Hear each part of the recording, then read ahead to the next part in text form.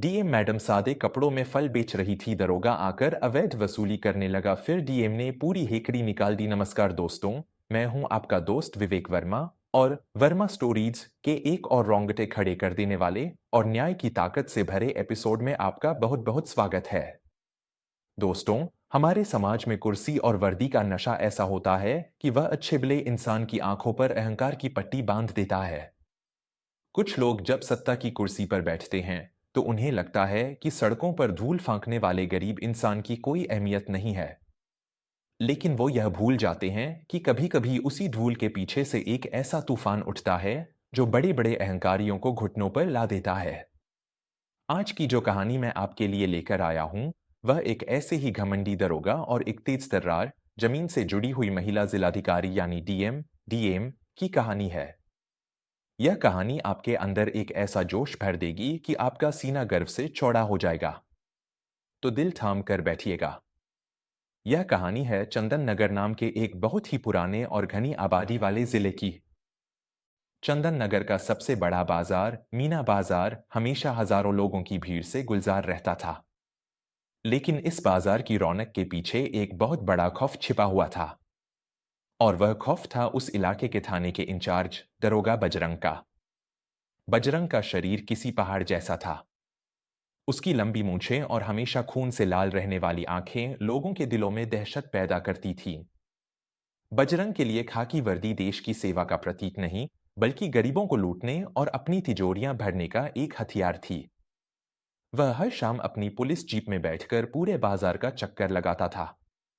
जो भी ठेले वाला, सब्जी वाला या फल बेचने वाला उसे हफ्ता यानी अवैध वसूली का पैसा नहीं देता, बजरंग उसे सरेआम जलील करता, उसका सारा सामान सड़क पर फेंक देता और उसे झूठे मुकदमों में फंसाकर जेल में सड़ा देता था। पूरे चंदन नगर में किसी की भी यह हिम्मत नहीं थी कि वह दरोगा बजरंग की आंखों में आंखें डालकर बात कर सके। उसी मीना बाजार के एक कोने में एक बहुत ही कमजोर और बूढ़ा इंसान, जिसका नाम मनोहर था, एक छोटे से ठेले पर फल बेचता था। मनोहर की उम्र 65 के पार थी। उसके घर में उसकी लकवाग्रस्त पत्नी सुमित्रा के अलावा और कोई नहीं था।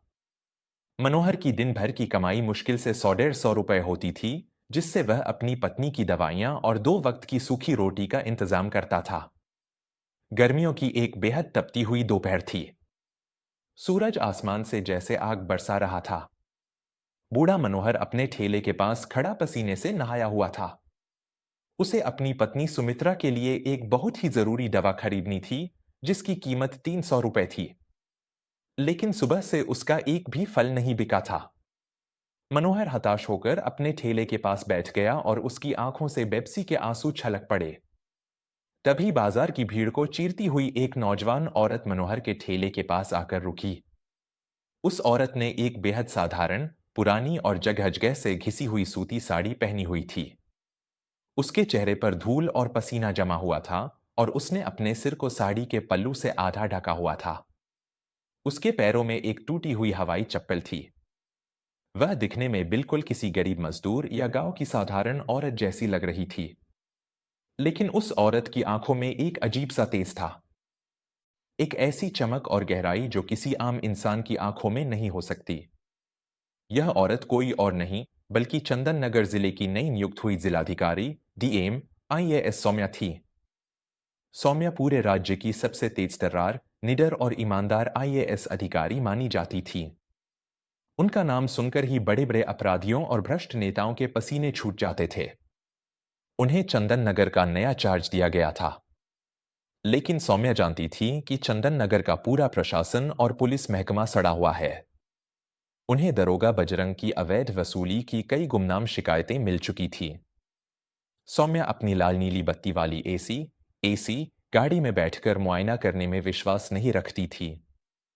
वे जमीन से जुड़कर सच्चाई जानना चाहती थी। इसीलिए अपना चार्ज लेने से पहले ही वे एक गरीब औरत का भेष बदलकर पूरे शहर की सड़कों पर घूम रही थीं, ताकि रंगे हाथों अपने ही महकमे के भ्रष्ट चेहरों को बेनकाब कर सकें। सौम्या ने मनोहर को रोते हुए देखा तो उनका दिल पसीज गया। वे तुरंत उसके पास गईं और उन्होंने मनोहर के कांपते हुए हाथों को अपने हाथों में पकड़ लिया। काका, आप रो क्यों रहे हैं? इतनी तपती धूप में आपकी तबीयत बिगड़ जाएगी। क्या बात है? सौम्या ने बहुत ही कोमलता से पूछा। मनोहर ने अपने आंसू पोंछते हुए कहा, क्या करूं बेटी? मेरी पत्नी घर पर लकवे की बीमारी से तड़प रही है। उसकी दवा के लिए 300 रुपए चाहिए, लेकिन सुबह से एक भी सेब नहीं बिका है। और अभी शाम को दरोगा बजरंग अपना हफ्ता लेने आएगा। अगर उसे 500 रुपए नहीं दिए, तो वह मेरे ये फल भी नाली में फेंक देगा और मुझे भी मार मार कर अधमरा कर देगा। यह सुनते ही सौम्या की मुट्ठियां कस गई। उनके अंदर का खून खौलने लगा, लेकिन उन्होंने अपने गुस्से को काबू में रखा। उन्होंने अपनी साड़ी की गांठ खोली और उसमें से 500 रुपए निकालकर मनोहर के हाथों में रख दिए। काका, आप यह पैसे लीजिए और अभी जाकर काकी के लिए दवा लेकर आइए। आप चिंता मत कीजिए, जब तक आप लौट कर नहीं आते, आपके इस फल के ठेले को मैं संभालूंगी। आप बेफिक्र होकर जाइए। मनोहर की आंखों से आंसू छलक पड़े। उसने सौम्या को ढेरों दुआएं दी और अपनी पत्नी की दवा लेने के लिए अस्पताल की तरफ चला गया। अब चंदन नगर जिले की सबसे बड़ी अधिकारी, जिलाधिकारी सौम्या, उसी तपती धूप में एक फल के ठेले के पीछे खड़ी हो गई। उन्होंने अपने पल्लू से चेहरा आधा ढका हुआ था। उनके चेहरे पर धूल उड़कर आ रही थी, लेकिन वे पूरी तरह से एक गरीब फल वाली के किरदार में ढल चुकी थी। दोपहर ढलने लगी और शाम का वक्त हो गया। बाजार में भीड़ बढ़ने लगी थी। तभी बाजार के मुहाने पर पुलिस की जीप का सायरन गूंजा। सायरन की आवाज सुनते ही पूरे बाजार में अफरा-तफरी मच गई। ठेले वाले अपना सामान समेटकर छिपने लगे। दरोगा बजरंग और उसका एक सिपाही जीप से उतरे और अपनी खौफनाक वसूली शुरू कर दी। बजरंग के हाथ में एक मोटा चमड़े का डंडा था। वह लोगों के गलों से पैसे निकाल रहा था और जो आनाकानी करता, उसे भद्दी-भद्दी गालियां दे रहा था। लोग डर के मारे कांप रहे थे। चलते-चलते बजरंग के भारी कदम उसी फल के ठेले के सामने आकर रुके, जहां मनोहर की जगह आज सौम्या खड़ी थी।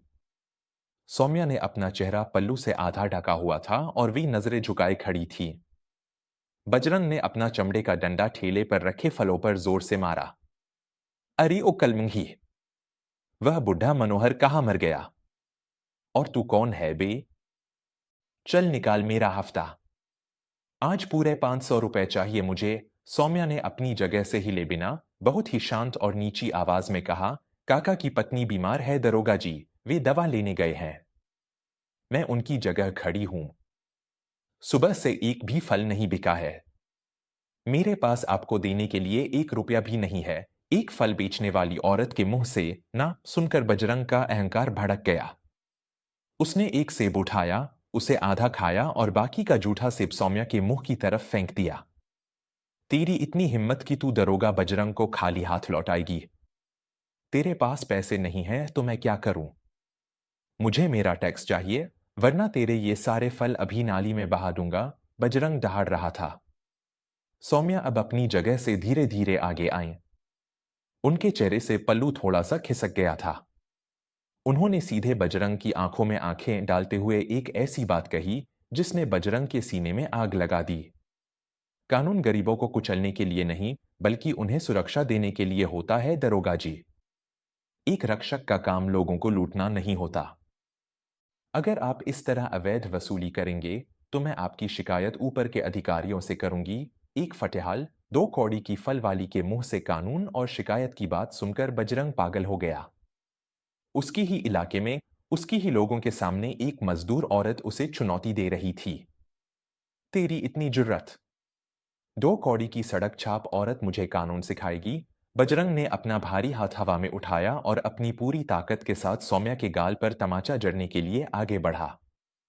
लेकिन इससे पहले कि बजरंग का हाथ सौम्या के चेहरे तक पहुंच पाता, सौम्या ने बिजली की फुर्ती से अपना हाथ आगे बढ़ाया और बजरंग की कलाई को हवा में ही दबोच लिया। बजरंग का हाथ एक लोहे जैसी मजबूत पकड़ में जकड़ा हुआ था। उसने अपना हाथ छुड़ाने की कोशिश की, लेकिन सौम्या की पकड़ इतनी मजबूत थी कि बजरंग की कलाई दर्द से चटकने लगी। पूरा बाजार सन्न रह गया। सैकड़ों लोग वहां खड़े थे, सब बुत बन गए। एक गरीब औरत ने दरोगा का हाथ पकड़ लिया था। बजरंग की आंखें फटी की फटी रह गईं। कुटिया, मेरी कलाई छोड़। आज मैं तुझे सरेआम गोलियों से भून दूंगा। बजरंग ने दूसरे हाथ से अपनी पिस्तौल निकालने की कोशिश की। सौम्या ने एक बहुत ही रहस्यमय और खतरनाक मुस्कान के साथ कहा, हाथ उठाना बहुत आसान है दरोगा, लेकिन इस उठाए हुए हाथ की कीमत तुम्हें अपनी इस खाकी वर्दी से चुकानी पड़ेगी। तुमने आज सिर्फ एक औरत पर नहीं, अपने ही काल पर हाथ उठाया है। ठीक उसी पल जब बजरंग पिस्तौल निकालने ही वाला था, बाजार के दोनों तरफ से एक साथ कई पुलिस के सायरन और हूटर की कान फाड़ देने वाली आवाजें गूंज उठीं। की चचच। अगले ही सेकंड बाजार के बीचों बीच नीली बत्ती वाली एक आलीशान सरकारी एसयूवी और उसके पीछे तीन पुलिस की जिप्सियां आकर एक जोरदार झटके के साथ रुकी। गाड़ियों के दरवाजे खुले और दर्जनों हथियारों से लैस पुलिस कमांडो और उनके साथ जिले के पुलिस अधीक्षक एसपी रमाकांत भागते हुए बाहर निकले। एसपी रमाकांत का चेहरा पसीने से तरबतर था और वे बहुत घबराए हुए थे। बजरंग अपनी कलाई छुड़ाने में लगा था। अपने से इतने बड़े अधिकारी और पुलिस की इतनी बड़ी फोर्स को देखकर उसकी सिट्टी-पिट्टी गुम हो गई। उसने तुरंत अपना हाथ पीछे खींचा और सीना तानकर एक कड़क सैल्यूट ठोका। जय हिंद सर। आप आप इतनी भारी फोर्स के साथ अचानक यहां? इस बाजार में सब कंट्रोल में है सर। बस यह एक पागल औरत कानून हाथ में ले रही थी, मैं इसे गिरफ्तार कर रहा था, बजरंग हड़बड़ाते हुए बोला। लेकिन एसपी रमाकांत ने बजरंग की तरफ देखा तक नहीं। उनकी नजरें सीधे उस फटेहाल औरत पर गईं, जिसने अपने सिर का पल्लू अब पूरी तरह से हटा दिया था। एसपी रमाकांत दौड़कर उस औरत के पास पहुंचे, उनके जूते एक झटके के साथ आपस में जुड़े और उन्होंने पूरी ताकत और अपने पूरे पुलिस महकमे के सम्मान के साथ एक कड़कदार सैल्यूट ठोका। जय हिंद मैडम। क्षमा करें मैडम, हमें आपके जीपीएस लोकेशन को ट्रेस करने में थोड़ा वक्त लग गया। आप सुरक्षित तो हैं? एसपी रमाकांत की आवाज बाजार की दीवारों से टकराकर गूंज रही थी। यह नजारा देखकर बजरंग के पैरों तले से पूरी जमीन खिसक गई। उसके शरीर का सारा खून जैसे पानी बन गया। उसके साथ खड़ा सिपाही तो डर के मारे कांपकर वहीं जमीन पर बैठ गया। बाजार में खड़े हजारों लोग शौक में थे। म मैडम, सर, आप आप इस सड़क छाप फल वाली को सैल्यूट क्यों कर रही हैं? बजरंग की आवाज गले में ही फंस गई थी। उसके होंठ बुरी तरह कांप रहे थे। एसपी रमाकांत ने पलटकर बजरंग को एक ऐसी खौफनाक नजर से देखा कि बजरंग की रूह कांप गई। अपनी गंदी जुबान पर लगाम लगा बजरंग। यह कोई सड़क छाप फल वाली नहीं है। यह चंदन नगर जिले की नई जिलाधिकारी डीएम सौम्या मैडम है, जो पिछले 2 दिनों से तुम्हारे जैसे सड़े हुए मच्छरों का असली चेहरा और पुलिस का भ्रष्टाचार देखने के लिए भेष बदलकर घूम रही थी। डीएम मैडम, यह नाम सुनते ही बजरंग को लगा जैसे किसी ने उसके सिर पर हथौड़ा मार दिया हो। उसका दिमाग सुन्न पड़ गया। जिस इंसान को वह गालियां दे रहा था, जिस पर उसने अपना डंडा उठाया था, वह इस पूरे जिले की सबसे बड़ी प्रशासनिक अधिकारी थी। सौम्या ने अपने फटे हुए पल्लू को कंधे पर सही से रखा।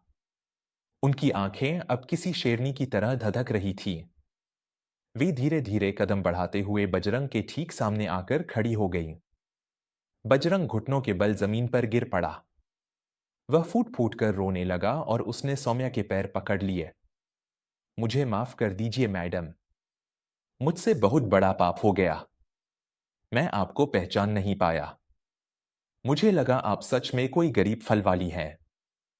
मुझ पर रहम कीजिए मैडम, मेरा परिवार सड़क पर आ जाएगा। बजरंग बच्चों की तरह गिड़गिड़ा रहा था। सौम्या ने अपने पैर पीछे खींच लिए। उनकी आवाज अब किसी दहाड़ से कम नहीं थी। यही तो तुम्हारी सबसे नीच सोच है बजरंग। तुम्हें लगा कि मैं एक गरीब औरत हूं, इसलिए तुमने मुझे पीटा, मेरी बेइज्जती की। तुम्हारी नजर में गरीबों की, मजदूरों की कोई इज्जत नहीं है। खाकी वर्दी शरीर को ढकने का कोई मामूली कपड़ा नहीं है बजरंग। यह इस देश के संविधान की ताकत है, जो मजलूमों की रक्षा के लिए दी जाती है। लेकिन तुमने इस पवित्र वर्दी को अपनी गुंडागर्दी और उगाही का धंधा बना लिया। सौम्या ने एसपी रमाकांत को आदेश दिया। एसपी साहब, इस भ्रष्ट इंसान के कंधे से इसके सितारे अभी इसी वक्त नोच लिए जाएं। इसकी वर्दी उतारी जाए। इसे सस्पेंड किया जाता है। इस पर अवैध उगाही, गुंडागर्दी और एक वरिष्ठ अधिकारी पर हमला करने के जुर्म में मुकदमा दर्ज करो। इसे उसी हवालात में बंद करो जहां यह गरीबों को सड़ाता था। पुलिस कमांडो ने तुरंत बजरंग को दबोच लिया। उसके कंधों से सितारे नोच लिए गए। वह रो रहा था, भीख मांग रहा था, लेकिन आज उसके लिए किसी के दिल में कोई रहम नहीं था। तभी अस्पताल से बूढ़ा मनोहर अपनी पत्नी की दवा लेकर वापस आया। जब उसने देखा कि जो औरत उसकी जगह खड़ी थी, वह जिले की सबसे बड़ी डीएम साहिबा है और उसने पूरे बाजार के सबसे बड़े गुंडे दरोगा को घुटनों पर ला दिया है, तो मनोहर की आंखों से आंसुओं की धारा बहने लगी। वह दौड़कर सौम्या के पैरों में गिरने लगा, लेकिन सौम्या ने उसे बीच में ही रोक लिया और उसके हाथ पकड़ लिए। काका, आज के बाद इस चंदन नगर में कोई पुलिस वाला आपको या किसी भी गरीब को परेशान नहीं करेगा। यह इस जिले की डीएम का आपसे वादा है। आप बेखौफ होकर अपना काम कीजिए। उस शाम जब सौम्या अपनी सरकारी गाड़ी में बैठकर बाजार से निकलीं, तो पूरा मीना बाजार तालियों की गड़गड़ाहट और डीएम मैडम जिंदाबाद के नारों से गूंज रहा था। दरोगा बजरंग को हमेशा के लिए सलाखों के पीछे सड़ा दिया गया और चंदन नगर को एक नई और ईमानदार सुबह मिल गई। दोस्तों, यह कहानी हमें बताती है कि पद, पैसा और ताकत कभी किसी का चरित्र तय नहीं करते। जिस इंसान को हम कमजोर और फटेहाल समझकर कुचलने की कोशिश करते हैं, क्या पता कल को वही हमारी तकदीर का फैसला करने वाला बन जाए। सौम्या जैसी ईमानदार अधिकारी यह साबित कर देती हैं कि अगर सिस्टम को सुधारना हो, तो एसी कमरों से बाहर निकलकर सड़कों की धूल फांकनी पड़ती है। क्या आपको भी डीएम सौम्या का यह शानदार और रौद्र रूप पसंद आया? अगर आज की इस कहानी ने आपके अंदर भी न्याय का एक नया जोश भर दिया हो, तो इस वीडियो को लाइक करें और इसे हर उस इंसान के साथ शेयर करें जिसे सच्चाई की ताकत पर भरोसा है। मैं, आपका दोस्त विवेक वर्मा, आज भारी लेकिन एक बहुत ही फख्र से भरे दिल के साथ आपसे विदा लेता हूं। मिलते हैं वर्मा स्टोरीज की एक और नई, सच्ची और रोंगटे खड़े कर देने वाली कहानी के साथ। तब तक हमेशा याद रखिए, अहंकार और बुराई कितनी भी ताकतवर क्यों न हो, न्याय की एक चोट से उसे घुटनों पर आना ही पड़ता है। अपना और अपनों का बहुत सारा ख्याल रखें। धन्यवाद।